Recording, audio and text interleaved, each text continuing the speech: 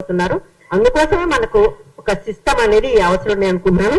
నిజానికి ఆత్మ మనకు తెలియదు, జర్నలిస్ట్ కాదు కాబట్టి నిరుద్యోగుల కోసం పోరాడుతుందనే తెలుసు. కానీ కేవలం అమ్మాయి నిరుద్యోగుల కోసం పోరాడుతుంటే కూడా సహించలేని వాళ్ళు తయారు. తనను భయంకరంగా ట్రోల్ చేస్తున్నారు. ఆమె అమ్మాయి కావటము, అందులో ముస్లిం కావటం, ఈ రెండింటితోటి చాలా దారుణమైన ట్రోలింగ్ ఎదుర్కొంటుంది. ఆస్మా 2 నిమిషాలు మాట్లాడము. అందరికీ నమస్కారం. మా కోసం మా మీద జరుగుతున్న సోషల్ మీడియా దాడులకి మీరు మాకు మద్దతుగా అందరూ ఒక సమావేశాన్ని ఏర్పాటు చేసినందుకు ముందుగా అందరికీ కృతజ్ఞతలు. నేను ఆ రోజు ఒక ప్రశ్న వేసినందుకు నేను గౌస్ పాషకి చెల్లెళ్ళైపోయినా, ఒక పాకిస్తానీనైపోయినా, ఆఖరికి దేశద్రోహినైపోయినా.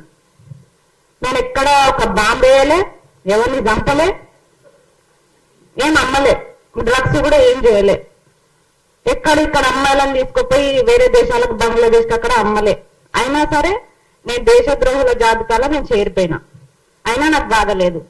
కానీ నన్ను ఆఖరికి అన్న ఎవరో కూడా నాకు తెలియదు, ప్రశ్న అని తెలుసు. అదే ప్రశ్న ఇప్పుడు చుట్టూ కొడుతుంది మమ్మల్ని. ఆ అన్న నేను ఏకంగా పట్టుకున్నట్టే ఫోటోలు తీసారు. ఎందుకు అంటే బురకా అనేది దేశద్రోహమా? తెలుసుకోండి. మళ్ళా కూడా అంటున్న తమ్ముళ్ళు, మీరు ఎంత ట్రోల్ చేస్తారో చేయండి, నన్ను ఎంత చేస్తారో చేయండి, కానీ ఈ బురకా అనేది ముస్లింలో బలిసినలు వేసుకునేది అనుకుంటే మాత్రం మీ పొరపాటే.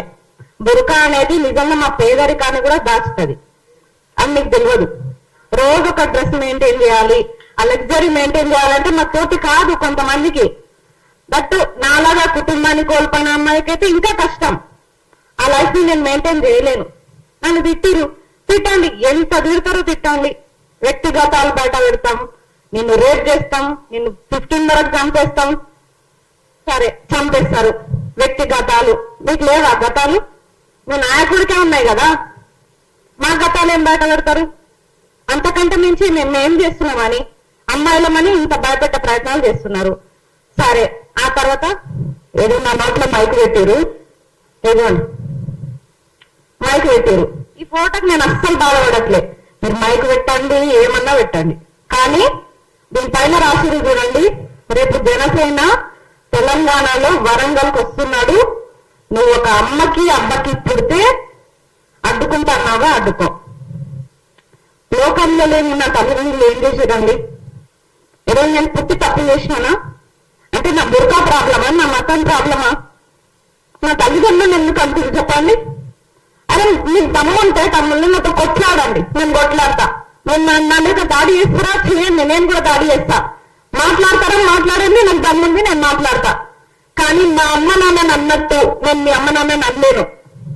ఎందుకంటే నాకు నా పేరెంట్స్ తో పాటు మీ పేరెంట్స్ అంటే కూడా గౌరవమే. ఒక ఆడపిల్లగా మా అమ్మ నాన్నని అంటే నేను ఎంత బాధపడుతున్నానో ఆ బాధ మీ అమ్మ నాన్న మీరు పడవద్దు. అందుకే మీ అమ్మ నాన్న నేను తిట్టాను.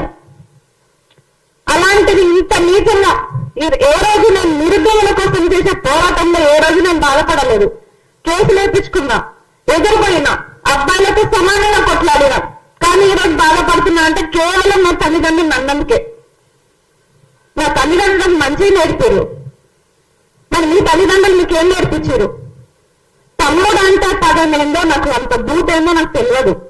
ఒక తమ్ముడు అన్న పాపానికి ఈరోజు నన్ను మా అమ్మ నాన్నని కూడా తిట్టే స్టేజ్కి తీసుకొచ్చారు. నేను చెప్తున్నా కదా, మీకు దమ్ముంటే ఇప్పుడు కూడా చెప్తున్నా, మీ ట్రోలింగ్కి ఎవరు భయపడరు.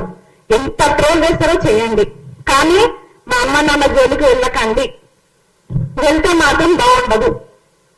ఆఖరికి ఆనాడు పురాణాలు అన్ని చదువుకున్నాం మనం.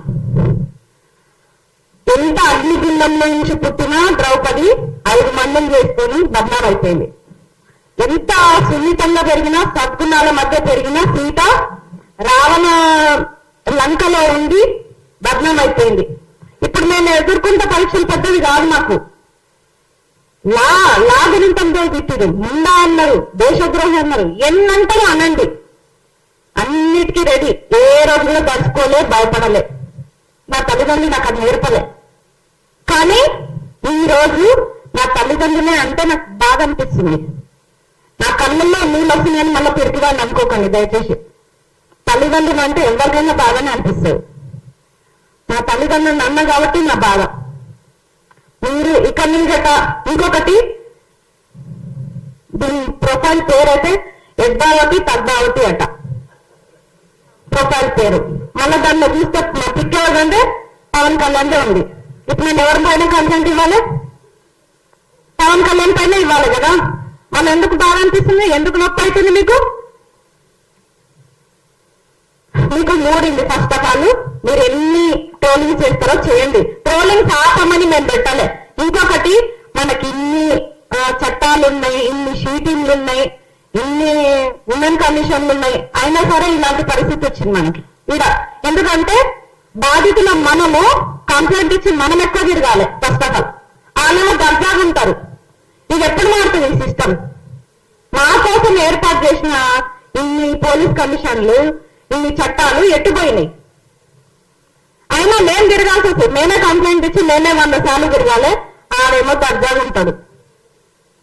కాబట్టి చట్టాలు చాలా వేగవంతంగా 24 గంటల్లో చర్యలు తీసుకునేటట్టుంటే బాగుంది. ఇంకొకటి ఆ గౌస్ పాష అన్నారు కదా, గౌస్ పాష మీ కష్టంలోనే ఉన్నారు కదా, నా అన్న అంటారు కదా. గౌస్ పాష మాత్రమే కాదు, బండి భగీరథ్ కూడా మా అన్ననే. ఇద్దరిని ఒకటే తాడికి ఉరేయండి, ఒక్కటే తాడికి ఉరేయండి, ఇద్దరికి ఒకటే శిక్షణ అమలు చేయండి. నేను అడ్డుపడితే అప్పుడు నన్ను తీసుకుని పాకిస్తాన్ లో వదిలేయండి. Thank you. నాకు ఇంత మంచి అవకాశం ఇచ్చినందుకు అందరికీ థ్యాంక్ యూ.